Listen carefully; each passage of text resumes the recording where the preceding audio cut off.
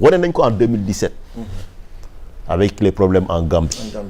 Pendant 10 ans j'ai été l'avocat donc bi nga xam ne en tout cas maa doon jàppale ay opposants gambiens Sidiya Bayo bañ ko jàppe fii maa nekkoon avocat am ci ñi leen njëkk a jàppale ñu organiser première rencontre à Paris ci laa bokk cheminer ak ñoom ba ci affaire Solo Sandeng bi Sénégal ba mu taxawee gis nga quelques années avant dafa am benn reporter bi nga xam ne mu ngi woon RFI léegi mu ngi donc Jeune Afrique pour bañ a tudd tur daf ma laajoon ne élection yi bu amee bu Yaya Jammeh demul lan mooy am on était 2 ans avant ma ne ko mën nañu dem Nations Unies ñu qualifié ko de menace à la paix à la sécurité internationale ñu joxe benn mandat ñu intervenir comme nu ñu defoon pour Johnny Paul Kurma en Sierra Leone ak yeneen yi tout ça mu reetaan parce que c'était très théorique et truc et pourtant la suite des événements loolu la wone donc boobu Sénégal joxe dañu nekk benn état pivot gis ngeen ko ba problème yi amee Guinée-Bissau le Sénégal était intervenu donc avec Nino Vieira ñun ñii nekk ay avocat mag sama naataango Assane Dioma Ndiaye ñoo porté dossier wu assassinat wu Nino Vieira bi devant la cour de justice de la CEDEAO ba ñu condamné état Bissau-Guinée pour atteinte à la vie quelque part donc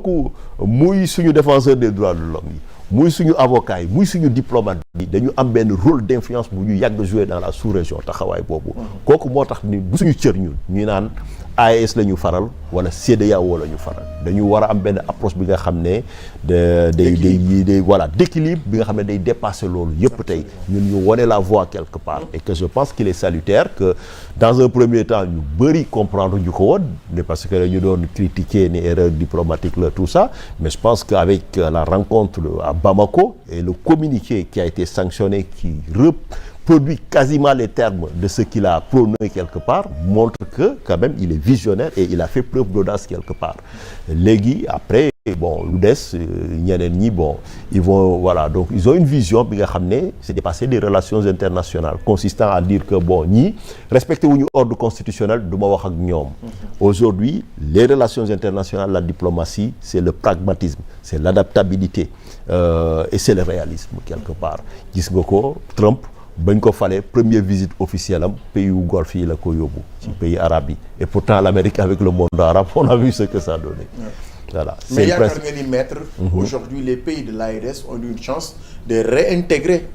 avec la médiation du Sénégal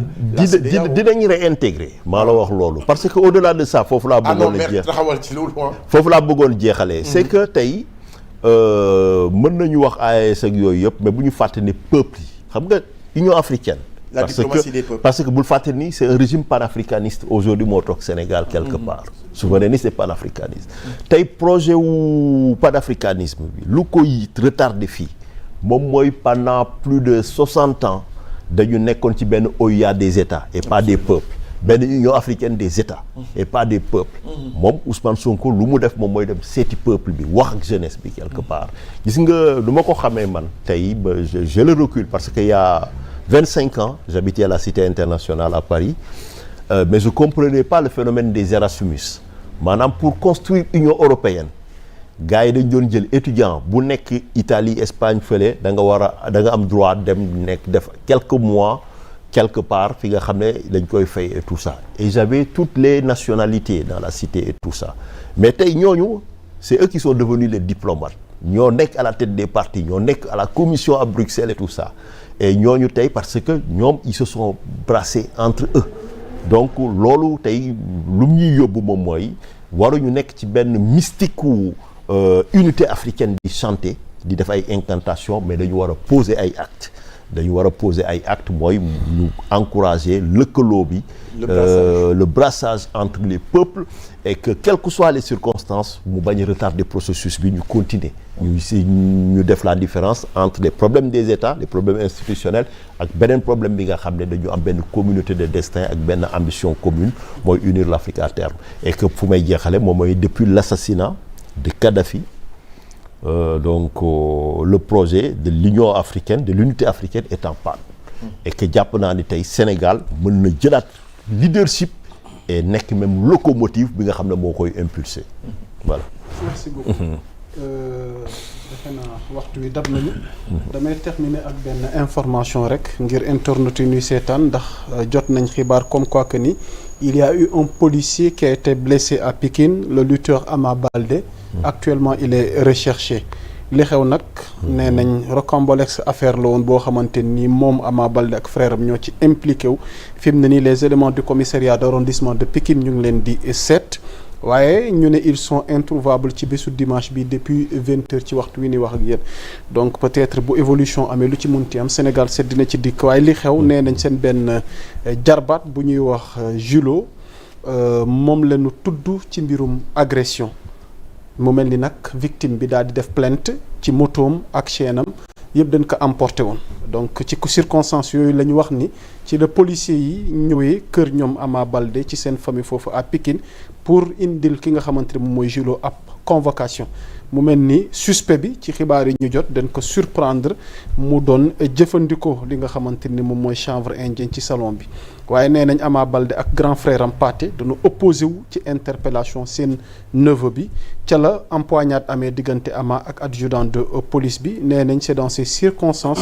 que Julo a fui. La perquisition de la chambre du fugitif s'est soldée par la saisie nee nañ ci fukk ak ñeent cornet ci chanvre indien ak une paire de ciseaux avant l'arrivée des renforts. Donc mu mel ni deux frères yi waxtu wi kenn gisuliñ ci xibaar gi nu jot donc ci benn camp bi en attendant d'avoir la version waa kër ñoom Ama Baldé ci mbir mi ni mu demee réellement donc lii mooy xibaar bi en attendant l'évolution mbir mi lu ci munti am l'actualité maanaam à temps réel muy Sénégal sedd na ci dikk ngir gën ci indi leera bu ko defee ñu mën a am ñaari version yi waaye lii mooy xibaar bi ci am di jaajëfal gan gi nga xamante ni moo bàyyi léppam wuy suñu ngir waxtaane tolluwaay réew mi di jaajëfal Alaaji Maas waxtu wi dab nañu xanaa ku ci nekk ma bala rek nga tàggatoo laataa ñu yëkkati jotaay bi.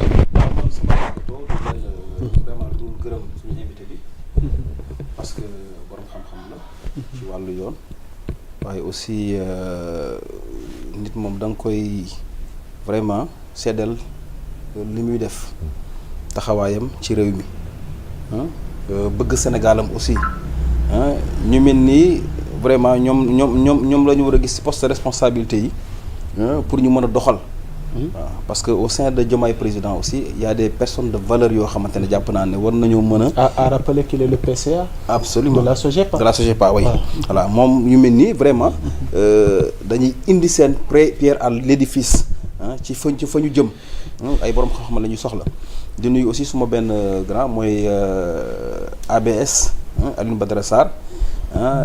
bokk ci Pastef aussi moom aussi di ko bëgg Sénégal di suma grand. muy aussi à l'image de maître muy koo xamante ne aussi vraiment ñu bëgg Sénégal lañ damay dégg souvent ñu naan un état pastéfien boobu mooy bu baax bi un état pastéfien mooy bu baax bi. jërëjëf Mass xamul tax waaw parce que bu fekkee ne ñëpp gëm nañu projet bi mais projet bi kan moo ko gën a gëm les pastéfiens pastéfien yan jikko la war a am yan valeur la war a am bu ñu ko amee nekk ci gouvernement bi un état pastéfien kan mooy un état boobu dinañ réussir ci projet bi il faut que ñu am jotaay exclusivement sur le projet absolument mu tàmbalee ba fu mu toll nii loolu dina ma neex trop mais di nuyu aussi Adja Thiané Mbodj Thiam mi depuis Djibouti mi ngi ñuy suivre di gërëm bu baax a baax ñi nga xamante ne aussi ñooñu doon seetaan yëpp ak madame bi ma bàyyi kër ga maa ngi koy nuyu di ko ziar bu baax a baax saa yi looy rey Abbas tamit nag amul soxna si Abbas tamit dama lakkal quoi ay ca jëwriñ Dia ñu yëkkati jotaay bi yaa Moussa Abbas Fall lu sama nuyu sama soxna Abbas Fall di ree quoi waxtu bi jëwriñ Dia Abbas Abbas Sow Diassi waaw Diassi ay ca vite fait sant ak gërëm rek ñuy remercier maître Tine encore ci réponse bi mu ñu ñëw répondre tey partager ak ñun les informations di ko béggee bu wér a wér Abbas grand Mass bu jaajëf siyaar wér a wér jërëjëf Mass xewal rek waaw jaajëf merci à tout le monde et merci particulièrement Abbas waaw moom damay beral nuyoo Ali Ndiaye mais aussi Sékou Montero mention Depuis spéciale Paris. à Sékou. mais Donc c'est un ami en commun. Mamaye Jokko mi ngi leen di nuyu. Pape Mamaye waaw moom itamit suma doomu ndey la. Macha Allah. Donc il est au barreau de Paris. di def liggéey bu mucc ayib surtout un travail communautaire. ma di ko saluer c'est un digne fils de la Casamance. qui a le potentiel. Macha Allah. et le mérite. C'est vrai. may sant aussi maître. parce que borom xam-xam lii la war a jëriñ. njàngale du rek toog ci daara yi. du rek toog ci carcan wu amphithéâtre yi. mais parfois aussi nga def sortie Macha Allah. bu mel nii. li mu wax nag ci diplomatie bi. rien à dire. Macha Allah. On est un pays décomplexé. L'Afrique décomplexée. Qui doit se prendre en charge.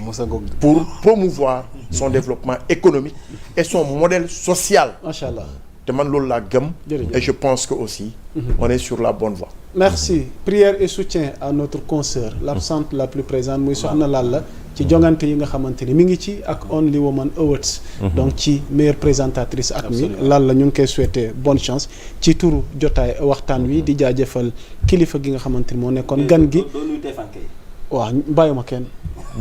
Ismaël coordination bi sans exception d'ici là portez-vous bien l'actualité est en continu sur Sénégal 7 jaa ngeen jëf.